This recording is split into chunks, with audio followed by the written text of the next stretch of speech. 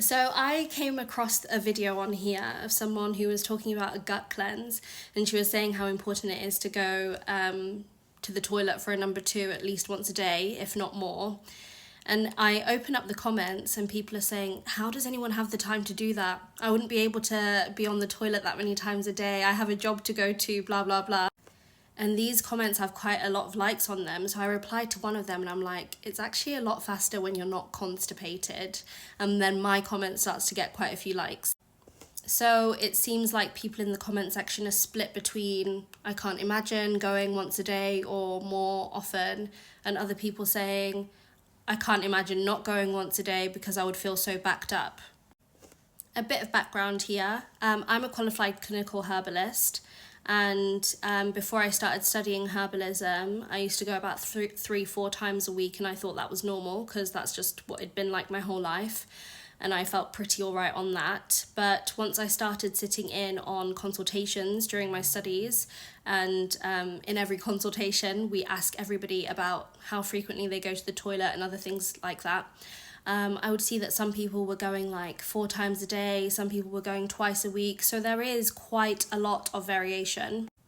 What the NHS says is normal is between 3 times a week and 3 times a day. But I noticed that the herbalists who taught me would suggest that it's better for people to go at least once a day. So after a year of sitting in on these consultations and hearing people being told that it would be more ideal for them to be going once a day, I ran a little experiment on myself. I started using one herb to do this, and I started taking 5 milliliters of this herb every single morning. The effects were almost immediate, and I definitely did start going to the toilet more often. I went from about 3-4 times a week to at least once daily. But I also noticed that something else changed. I just became like really, really angry, and I mean like wanting to rage at my family for the smallest things. And I knew this might happen because we'd been taught about it, because the herb that I took, even though it is a mild aperient, which kind of means the same as laxative, it's something that helps with constipation, it also is a hepatic herb, so that means it helps with your liver function.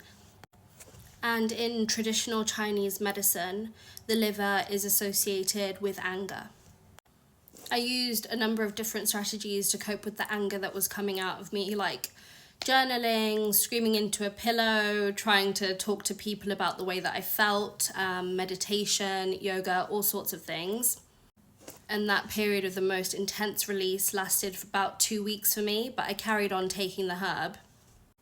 By the way, the herb was one that you've definitely heard of and seen before. It was dandelion, which has the Latin name of Taraxacum officinale. And after about a month of taking dandelion, I stopped, but the regularity of my bowel movements hasn't stopped, and for me, now once a day at least is a very normal schedule.